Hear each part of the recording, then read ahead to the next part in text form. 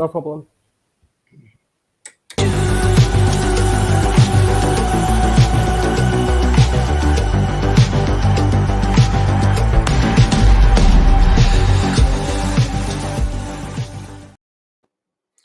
Good morning, ladies and gentlemen. Welcome to Lifestyle with Dr. Moby. And we have a great guest today, Michael Bryan. How are you, sir? I'm doing amazing. Yeah, thanks for having me on. Okay, well, Michael is all the way from UK, so let's welcome him from all the way from UK. How things in UK, sir? Yeah, they're going okay. Everyone's coping in their own way. I think Christmas is going to be a bit of a challenge, but I think that's the same everywhere, isn't it? Everyone's got their own sort of battles that they're facing right now. Mm-hmm. Yes. Also, tell me a little bit about yourself and to my audience. So. Well, for those that have no idea who I am, I'm a best-selling author. I'm a podcaster, a speaker, and I also help introverted sort of change makers and entrepreneurs. I help them become more confident and become the person that they need to be in order to put themselves out there. So I've done a lot of things over the years, and a few people were asking me about where can they go to learn about my story almost, but all in one place. Because I've been posting about it for a while as I've been doing it, but a lot of them wanted to hear it all in one place. So that's why I wrote the book, and I'm getting a lot of great feedback from it so far. So it's been great. Okay, well, it's I think a lot of hats you're wearing for sure. Author, podcaster, and your story is so touchy to with relate to so many people that they could have difficulties in life and how to deal with them. So you're such an inspiration for all of us. So would you like to share more of that with my audience? Yeah, sure. So from a very young age, I was diagnosed with cystic fibrosis, which affects my lungs and my digestive system mostly, and it tends to get worse over time. So when I was younger, it wasn't so bad, but as you get older, it's degenerative, which basically means it gets worse. So from a very young age, I had to look after myself. I had to keep myself fit and healthy and active and listen to all of the doctors and all of the consultants that were advising my parents, essentially, that were then telling me what to do for quite a long time. So I had to look after myself. I had to prioritize my health. And that allowed me to do a lot of the things that I do. Most people, if they're healthier, if they have a higher energy level, they can do a lot of the things that they want to do. So very often, if someone lacks motivation or they lack energy, very often health is a driving factor of that. So the healthier you are, the more you can do, the bigger projects you can dedicate yourself to. And very often that's the issue, is it's a health and energy issue, which can stem a lot of the positive things that people want. Yeah, and a lot of things I think you have mentioned, and that's great learning for all of us. So tell me a little bit about what happened, or what kind of was the incidents that brought to your attention that you had cystic fibrosis, or was there symptoms were you having? It was a test when you're a baby. You get a test where you test for any allergies or infections or conditions that you may or may not have, and that was where it came up. So it wasn't a case of, as I got older, the symptoms kind of showed up. It was one of the baseline tests that you do as a baby, so that if there's anything initially that they can do. So it was that test, and then it was a sweat test I think they do as well. So it was those two things that brought it to their attention. And it does run in the family, so it is a genetic thing. So I probably had that test because other people in my family have had sort of conditions and health issues, and I just wanted to be sure what was passed down, if that makes sense. Mm-hmm. And so you're saying also it runs in the family. So your family was extra careful with your birth to make sure that whether you carried the genes or whether you had, cystic fibrosis. No. So tell me, since has it affected you?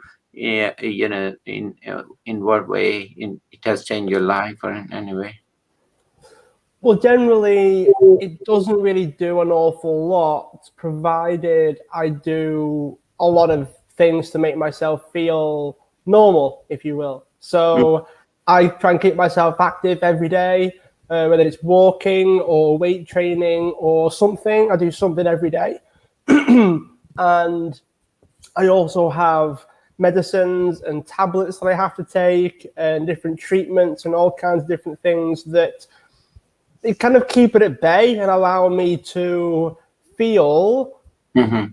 like everybody else. So it just sort of keeps all the symptoms at bay, and it's how I manage it. So that's something that, again, it's more of a mental thing than a physical thing. Because if I do everything that I need to do, Mm-hmm. physically I feel fine. Physically I feel great. But there's that mental sort of chipping away at things like my own self-worth, as an example. So when I was growing up, I knew I was different. I knew I wasn't sure, like, if I was the same as every other kid, if you will. And you build that belief that you're not enough, or you're not good enough, or you're not worthy. Very often you build that in when you're young anyway. And Mm-hmm. for me, it was a lot clearer because of the condition. So it was very, very clear to me that I was different. Maybe I wasn't as good, maybe I wasn't as healthy or as fit or as strong, or whatever the case is. And it made that belief cement in much quicker and much stronger than perhaps the average person would. Yeah, okay. And it's important, life gives you a lemon and you make lemonade from it. And that's your, I think, perfect example of that. So also tell me your journey with writing. I know your best seller about, great. So tell me about your writing. Well, the book itself, like if we go back to January, so the start of the year, I didn't think about writing the book. So if you'd have asked me in January about writing the book, I wouldn't have said yes.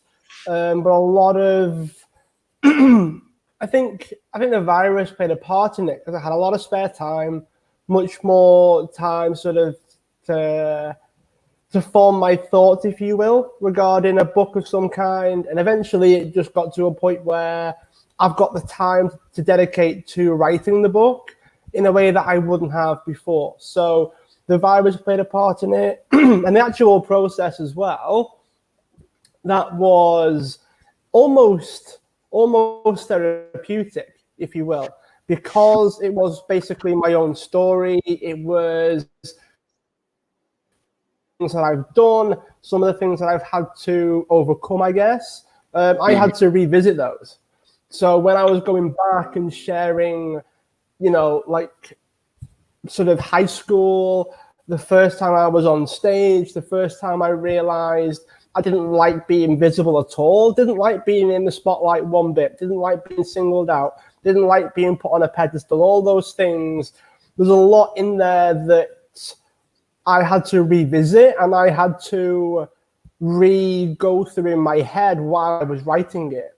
So because of that, it got quite heavy. It got quite hard going to write it.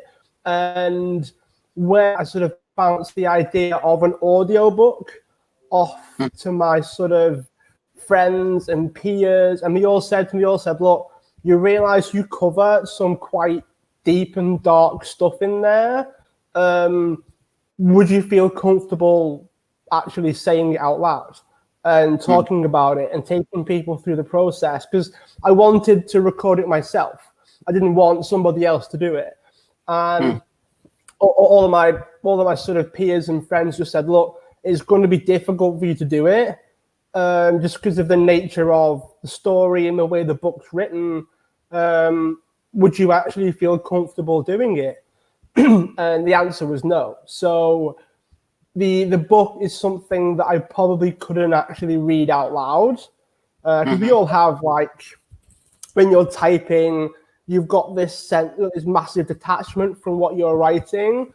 But when you're actually having to say it and having to form the words and not stutter, not sort of get too emotional about it and all those things, that was something that, because of what I cover, you know, like losing friends, losing family, first time on stage, being bullied in school, all these things are things that I would have to revisit again and speak about at the same time.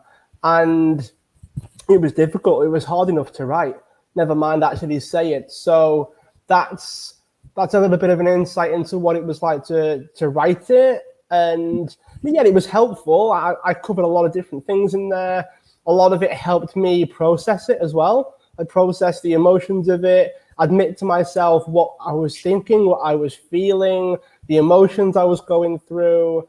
And it was very helpful to me. I feel better having written it, even if no one really buys it. So I got a lot of benefit just from the process of writing the book.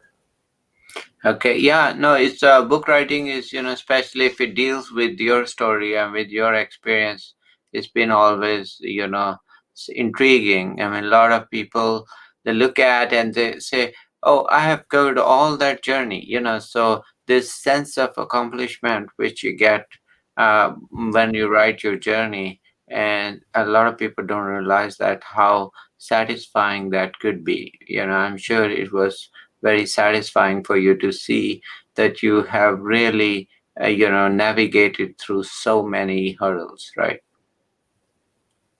Yeah, there's a couple of moments where I was getting some messages from a few people that read the book, and they were saying how, like, some of the moments actually felt like they were with me in the moment and experiencing it with me and all those things. And it's interesting because different portions of the book were written in different ways, and how it felt to me also felt very different, meaning some parts of it felt like it was writing itself, because I didn't take a lot of information in. It was flowing a lot more than forced. And I got to a point where I was just typing, I was just writing away. And then there were some of the chapters where I had to plan it, I had to structure it, I had to write it sort of one stage at a time, and it felt very conscious, if you will, compared to some of the other chapters where it just sort of flowed, and I sort of flew through it, to be honest. So I think that it speaks a lot to the writing process, and it also depends on what you're writing about as well sometimes. Like the one that came up for me, or someone else that read it, was winning an award. So I won Entrepreneur of the Year a few years ago. I share, like, what it was like for me getting there, arriving to the event, having to buy a suit for the first time, and all those things that you do when you do something for the first time. A lot of it is planning, organizing, the thoughts that run through your mind, all those things. And a lot of my friends were like, this is weird. I feel like I'm laughing, smiling, and crying at the same time. This is weird. How have you managed to do this with the book? And that was one of the chapters that wrote itself. That I didn't have to think about, didn't have to really focus on it. That was one of the chapters that flowed a lot more than some of the others. So it's very interesting how that works. And I think people also learn a lot from stories as well. I think that's a thing that I didn't realize at the time. I didn't realize that people could learn a lot just from storytelling, just from story writing. And I think it's very powerful for people because you can read posts, you can listen to podcasts, you can do whatever it is that you want to do.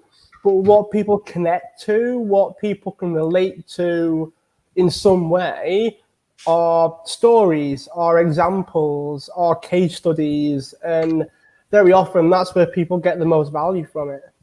Mhm.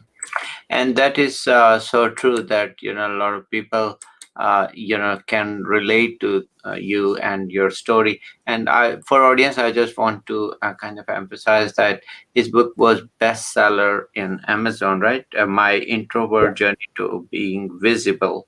And congratulations, I think that's a big achievement.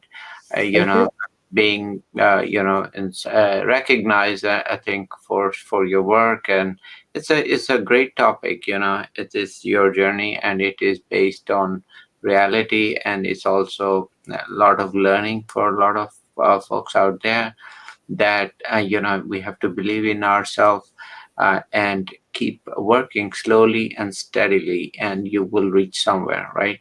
So I think that's your living example, sir. Yeah, thanks for that.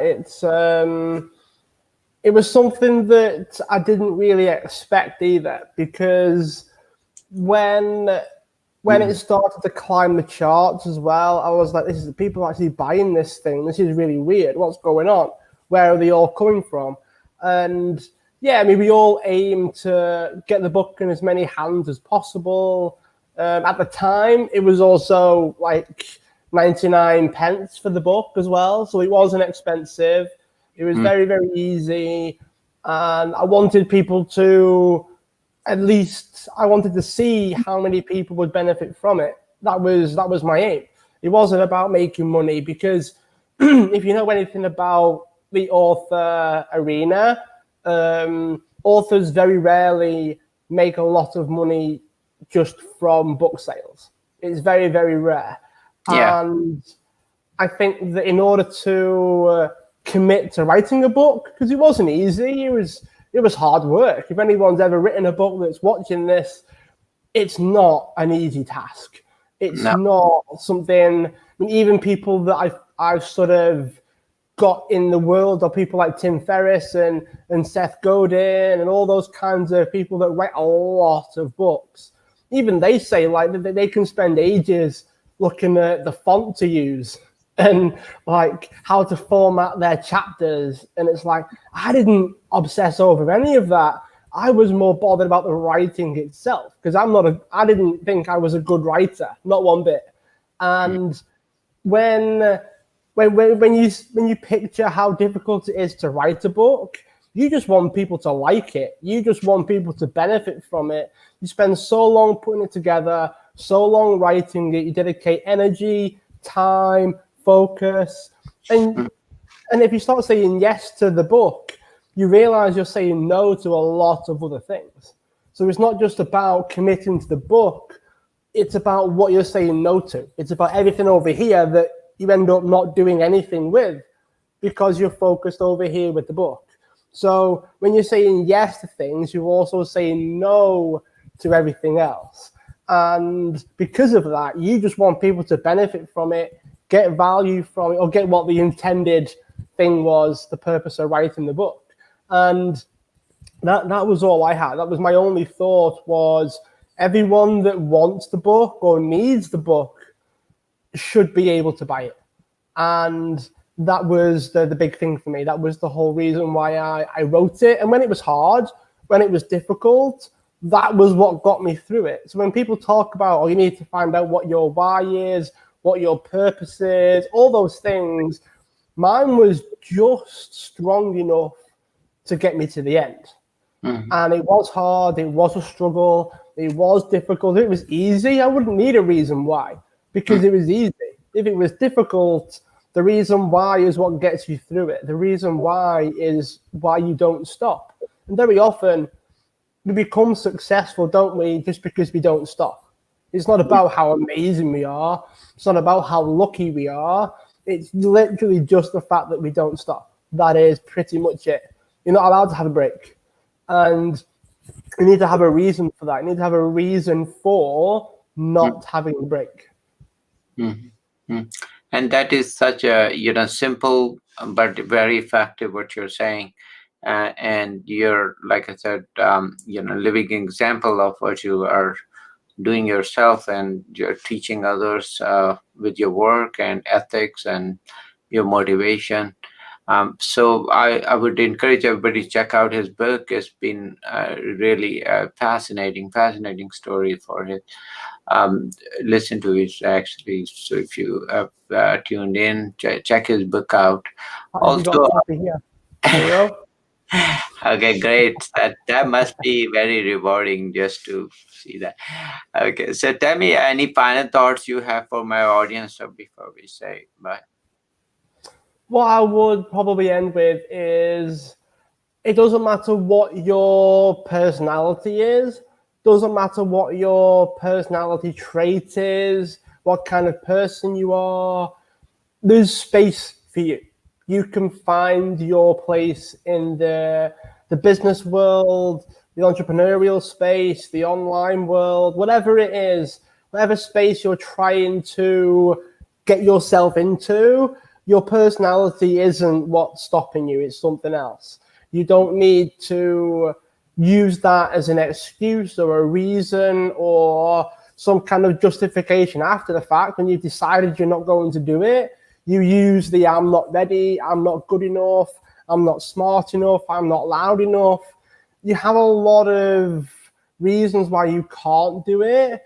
And what I would encourage you to do is find one to three reasons why you can.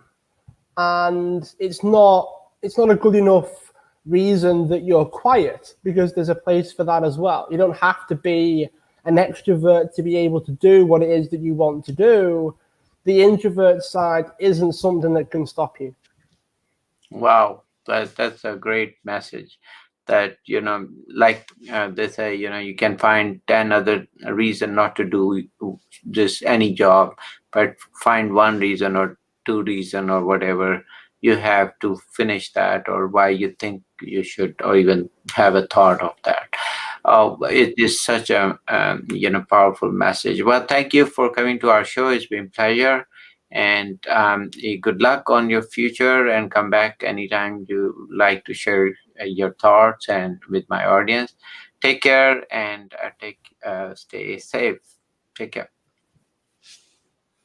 Take care, Yeah, sir. you too. Thanks for having me on. Take care.